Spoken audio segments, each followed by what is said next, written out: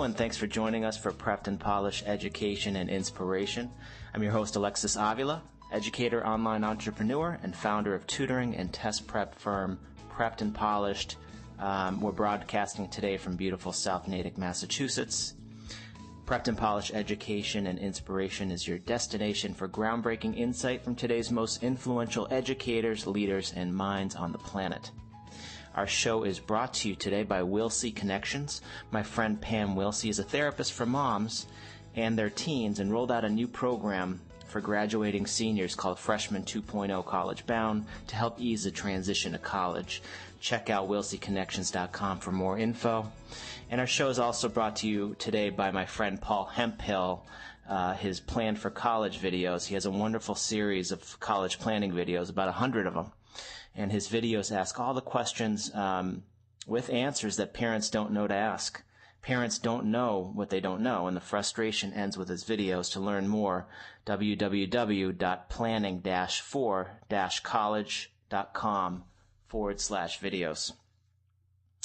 Get to know the Prepped and Polished community. You can find us on Facebook at Prepped and Polished, as well as on Twitter at Prepped Polished. Thank you to everyone for tuning in. Joining our show today is Sue Atkins. Sue is a parenting expert, a teacher, a writer, a speaker, a broadcaster, and parenting coach at SueAtkinsParentingCoach.com. Sue is author of 2 Amazon best-selling books, Parenting Made Easy, How to Raise Happy Children, and Raising Happy Children for Dummies. She shares with us her no-nonsense, simple techniques and how parents can make their life with their children easier and how they can bring up more happy, confident, well-behaved kids. To our listeners, you can submit a question at any time, radio@preppedandpolished.com. We always appreciate hearing from you. Sue, thank you so much for joining us on Prepped and Polished Education and Inspiration. How are you today? Oh, I'm really well, thank you. And thank you for inviting me. Great.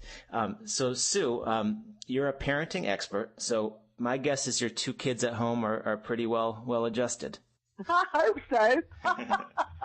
Yes, my son is 21 and my daughter's 19. Nice. So, Sue, a lot of our listeners are teens. So what were you like as a child and a teen growing up? Goodness. Well, as a child, I was quite shy, which everyone thinks is enormously funny now, because I'm very self-confident and very chatty and very sociable. But I was quite a shy child when I was younger. And then I sort of grew up and grew more confident. You achieve more things. And, I became sort of this person now who enjoys being with, lots of people and very sociable. So I wasn't one of those teens that went through any difficulties. I didn't challenge my parents particularly. I mean, you're asserting your independence. But I got on very, very well with my mum and dad. And they allowed me that flexibility to sort of make that transition from being a child to an adult quite well. And hopefully I've done the same thing with my 2 children. They've turned out very well. Both of them are at university, and I'm very proud of them. And they are different, and they are unique and special. And they have their own views about things, but they haven't been particularly off the rails or anything like that as yet. Anyway, fingers crossed. Oh, amazing. And Sue, where did you grow up? Well, I'm from a place called Streatham, which is in South London, of course, in the UK. Excellent. And you may have alluded to this a little bit, but who were some of your major influences for you growing up? Oh, my father. My dad and I had a very special relationship. We got on very well. I mean, he was my father, not my friend, but he was reliable, loyal, fun to be with, sociable, very charismatic, gave me strong values. And my mother the same. My mum and I got on well. She was an Irish Catholic, and she passed down some strong views that I didn't always agree with, I have to say, and sort of challenged a bit as I went through my adult life. But yeah, we got on very well, and my father was a very great influence in me. Amazing. Please share with us a little bit about yourself, and maybe you can focus on a couple pivotal moments, that brought you to this moment now as a parenting expert. Interesting. Life is full of ups and downs and challenges. I remember when I was training to be a teacher, when I was very young, I was about 19, I think, And I went into a class and I was on teaching practice. So I wasn't a teacher yet, I was learning to be a teacher. And the teacher turned to me, I had a bad lesson. I was learning. I think it was the second time or third time I've been in a classroom. And she said something very odd to me, I thought. Now, it can either make you just go, oh my God, I'm going to walk away from this, or I'm going to get back up. She said, well, Sue, there comes a point in everyone's life when they have to decide whether teaching is for them. Mm-hmm. And I thought, God, what is she saying? But it was pivotal for me, because it turned around and I thought, well, I'm going to show you. I'm going to be one of the best teachers there are. It's going to take me 5 years, I anticipate, to learn all the skills and to get the experience that I need. And when I turned out to be a deputy head teacher many years later, I think I thanked her in my head. She may well have passed away because her comments I took to drive me forward, to be the best I can be. And it's very important in life when you have a challenge or a difficulty to turn it around, to see what the gift is in it, what is the learning, so that you can then make those changes to drive yourself forward and believe in yourself. So that was one pivotal moment, I have to say. Wow. And what was the moment for you when you thought to yourself, I think I got this parenting thing down. I need to spread my message to millions of people? That's a very interesting question, because it was when my father died, and then my mother died within a year of my father. So I lost both my parents all around my birthday, all at the same sort of time. So I hadn't quite got my breath from losing my dad when I then lost my mum, all around the same sort of time. And that's when I decided, I think it's a life-changing moment, and probably could call it a midlife crisis, when you sort of say to yourself, what is my life about? What is it I want to do? And I've been teaching for about 22 years. I've gone right up to the, more or less to the top. I've been a deputy head, class teacher for 20 odd years, and I really loved it. But I thought it was time for a change. And I thought, what is it I'd like to do? And then the universe kicked in, and the publishers Wiley, who published the Dummies series, those black and yellow books, invited me to write a book called Raising Happy Children.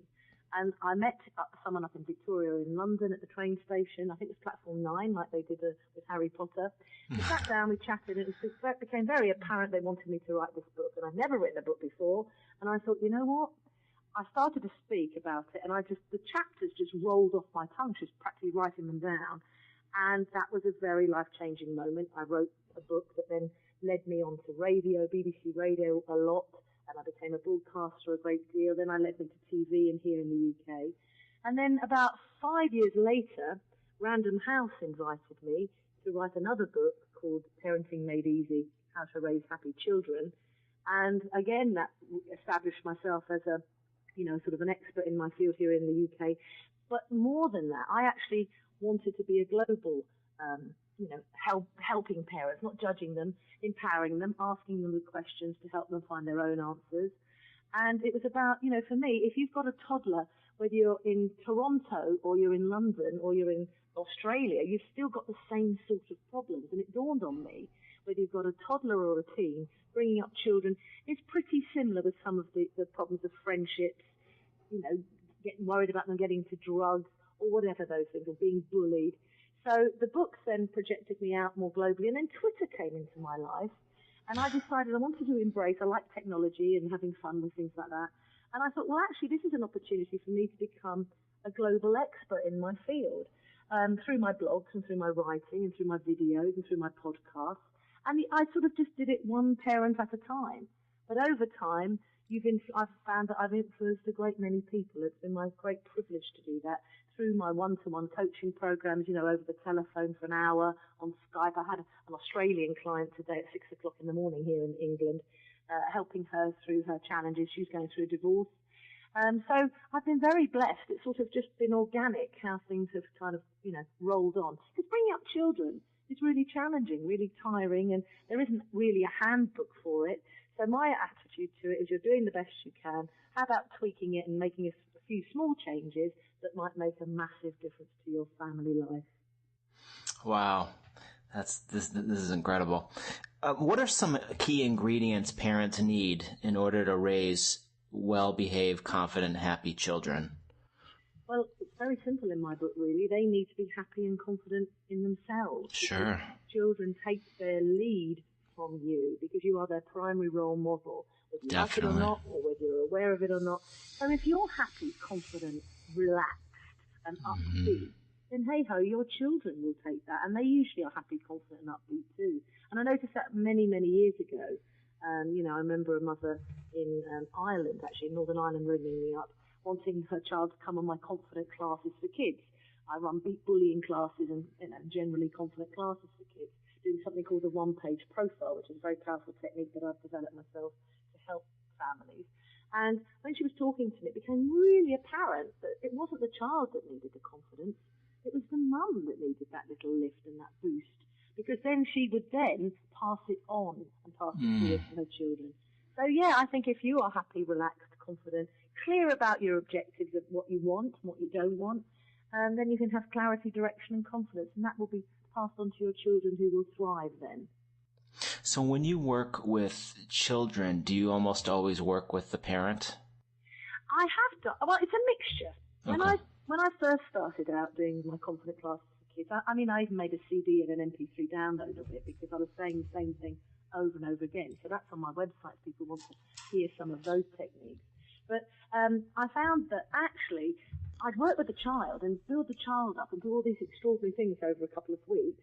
And then they go home and perhaps mum didn't know the technique and without meaning to would undermine some of the confidence. So if they got 8 out of 10 in their spelling test, she'd sort of fuss that they got 2 wrong. But she wouldn't be noticing, because my approach is, my God, you got 8 right. That's fantastic. So I started then to work with families. I do a 2-hour workshop called a one-page profile, which is on my website, explaining what that technique is, where mums and dads can come together with their kids and we work on building up the self-esteem of the child. We look at what's important to the child from their perspective. We get the child to celebrate themselves, what they're good at. And then we have these postcards that they send to grandma or granddad or childminder or auntie that says, well, what do you love, respect and admire about me? And I do it the old-fashioned way. I get them even to send it with a postcard and a stamp, which is quite unusual nowadays, email. And the child receives this from grandma that says, well, I love this about you. I respect that about you, and I really admire this. And it's so powerful to see the child's face and hear perhaps the parent or the grandpa actually telling them to their eyes and to their face what they think is magical about them.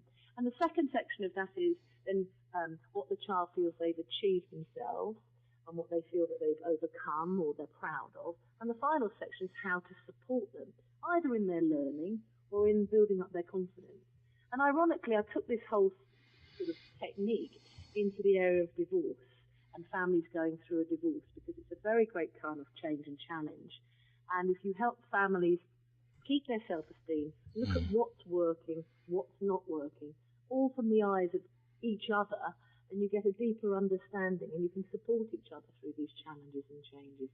So actually, I've taken this process into all sorts of areas: children starting their secondary school, children going to university, parents going through challenges and changes, or even if the parent themselves need to build up their confidence. It's a wonderful, simple technique that I work with people over the phone all around the world now, doing this one-page profile. So, yeah, that's my technique. That I do hundreds of techniques, but I tend to specialize at the moment in this particular one because it's so powerful.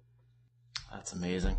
Now, I'm sure by teaching the right way to parent your child, you encounter a lot of parents who do it all wrong and teach their kids to become ill-behaved and not so happy. What do these types of parents do wrong? In other words, what should we not do as parents, Sue? Oh my goodness, what a big question. I mean, everybody is doing the best they can. Let's be really honest. Most people, and certainly people that would be bothered to pick up a telephone and want to talk to me, or buy a CD of mine, or buy a book, or whatever it is they want to better themselves, to find out more, how could be the best parent they could possibly be.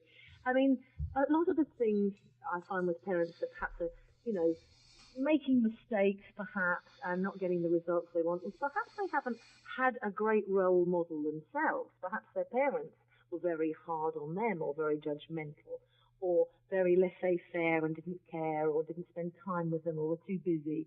So you go back through that, and it's not a question of blaming people, But it's a question of then, well, look, that happened. What can we do differently now?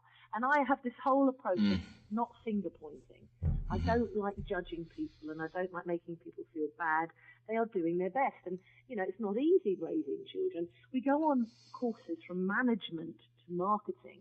We rarely go on a course to help us be the best parent we can be. And I'm on a bit of a mission, actually, here in the UK in particular, not so much America, because the people I work with in America and Canada and Australia have a more of an open-minded self-development kind of attitude. Here in the UK, people listen and want all the advice, and then they fold their arms and say, well, I'm not broken and troubled. I don't need your help, because they see it as if they failed.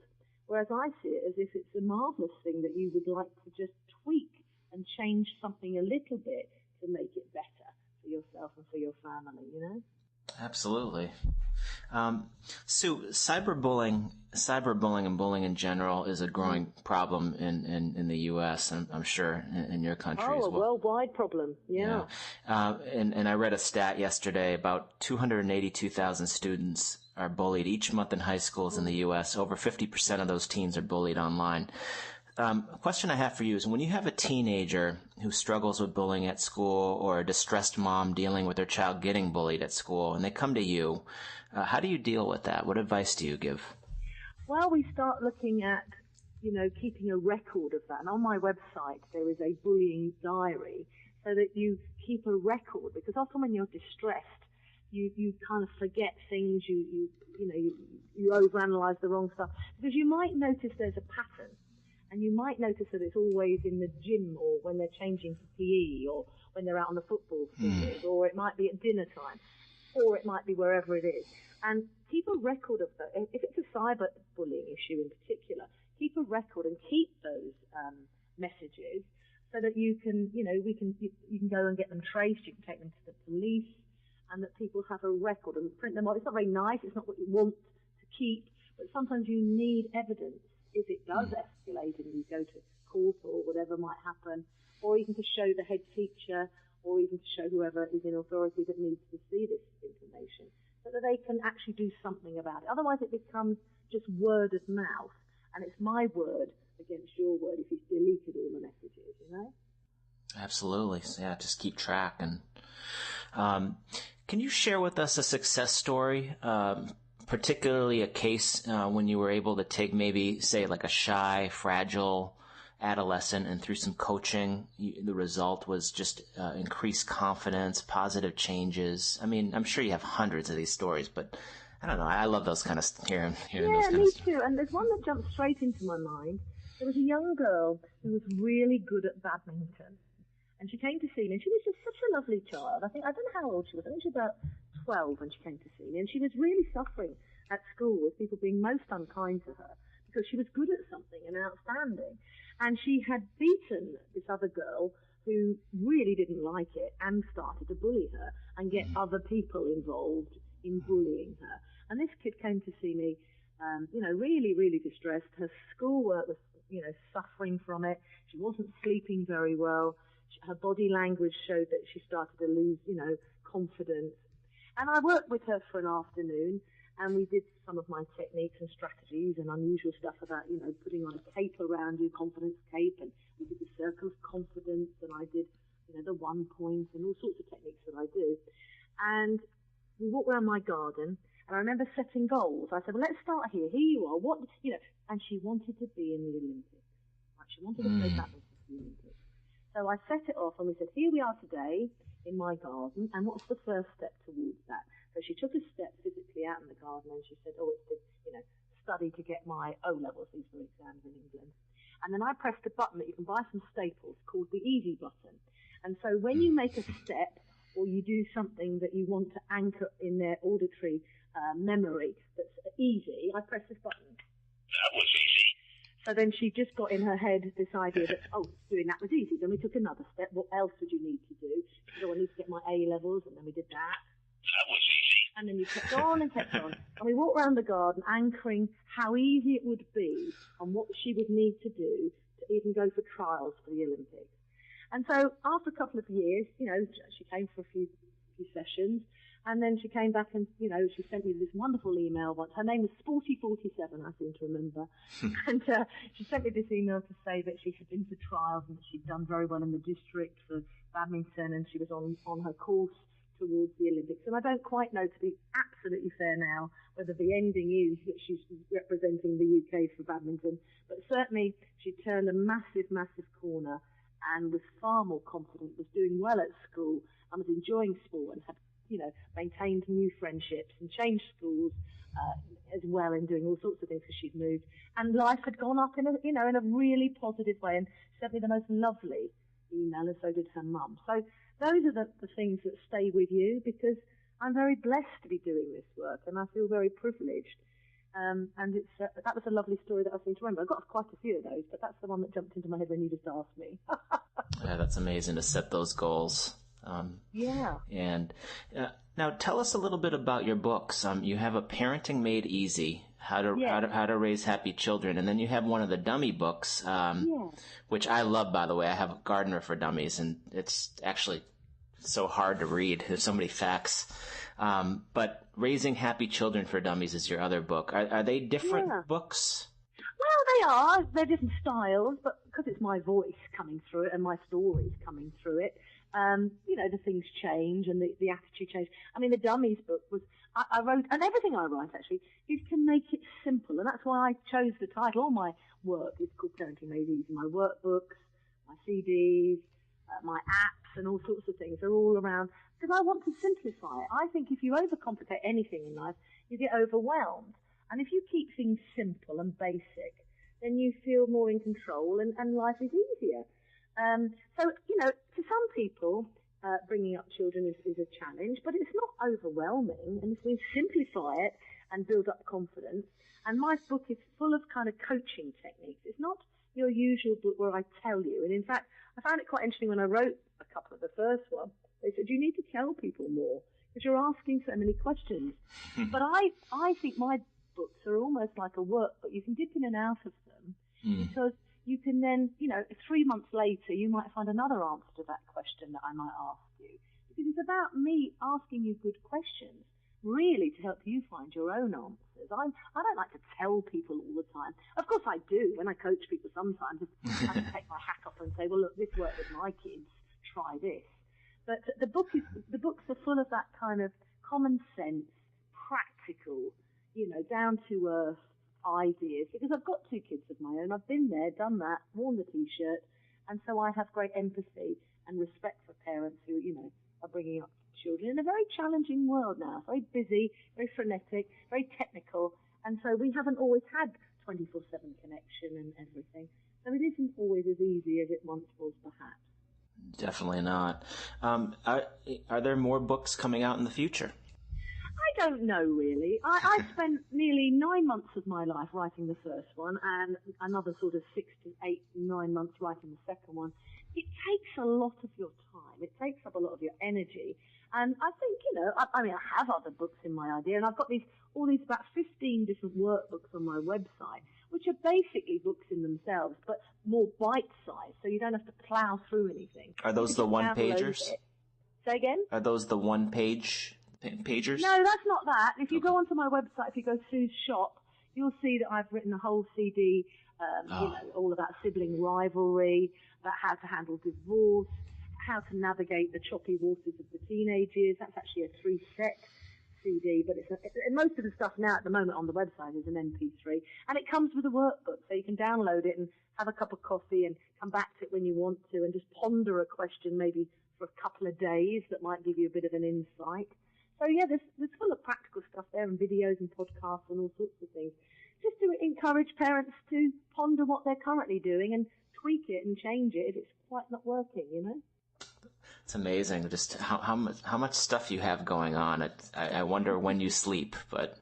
Well, I've just got a lot of energy. I mean, if you go on my blog, there was a period of time, I've been busy at the moment doing other things, but I used to blog nearly every day. I had a different style of, Monday I would do a coaching question, Tuesday would be a topical thing that would be in the news, Wednesday would be the Wednesday story, which I love because it's sort of an NLP metaphor, which would be the story that you'd read, but it have a kind of a it would make you really think about something that you'd be doing with your kids. And then Thursday would be topical, Friday would be an affirmation, and, I went on through like that, and Sunday would be an inspirational quote around your life and stuff like that. So if anybody's interested in just even loads of free reports and loads of free blogs, there's long articles, they're over there to have a good old look round and see if there's something that you'd find useful. Oh, yeah, your site is extraordinarily just wealthy with information. Sue, the bridge from teenage to young adulthood is an exciting yet confusing, daunting period in one's life, especially that time right before college. To any teen who may be listening to us today, what piece of advice would you have for him or her? Believe in yourself. Dream big. Hold the vision. Don't let other people play small and pull you down. Believe in yourself and, absolutely take very, very small steps, some days, some weeks, towards that big vision and that goal, because you can achieve anything. We just don't know. We've got unlimited potential. And there's, part of the navigating the choppy waters of the teenage years, in there is a little booklet and a little CD called Living the Dream that I wrote deliberately for children, young teenagers or, young adults, teenagers coming into young adults, to inspire them to be the best they can be. The sky really is the limit if you believe in yourself. Absolutely. Sue, how can we find you, work with you, order your book, see you live? Please plug yourself. Yeah, well, you can go to www.thesueatkins.com, which is easier. It will click up and go Sue Atkins Parent Coaching. But basically, if you just put the, and you remember the one and only Sue Atkins, you'll then find, a whole host of resources. There's videos, there's podcasts, there's loads of blogs. But if you'd like to work personally with me, I can work with people all over the world, because Skype is the most magical of things. And in fact, I use something called Uvu today, because Skype didn't work too well. Uvu is another way of being able to connect with me. And I work with people just for an hour if they need to tell their children about how to divorce, or they've got a little niggle or a little worry. Or I can work with people, for as long as they want, 3 weeks, 6 weeks, 12 weeks, or even, a year or two, whatever you need to support you through the challenging times of raising happy, confident kids. And I'm here to support you, not judge you. I'm not finger pointing at all. I'm here to elicit the best from you and make sure that your children grow up happy and confident, and you have a really, because you're creating memories that last a lifetime. So we really need to make sure that we get that right, to be honest. Well, I'm on your train, Sue. Amazing what you're doing. And we thank you so much, and I appreciate you coming on the show. Oh, it's absolutely my pleasure, and thank you very much for interviewing me. It's been an absolute pleasure. Oh, my pleasure too. Thank you. Take care. You too. Bye-bye. Bye. And this wraps up our show today with parenting expert Sue Atkins. To learn more about the amazing work Sue does for children and their parents, then visit her website. It's a first-class destination for parents and families. It's www.thesueatkins.com. And on her site, sign up for her incredible newsletter, purchase one of her parenting books, enroll into one of her empowering programs. Thank you for joining us on Prepped and Polished Education and Inspiration.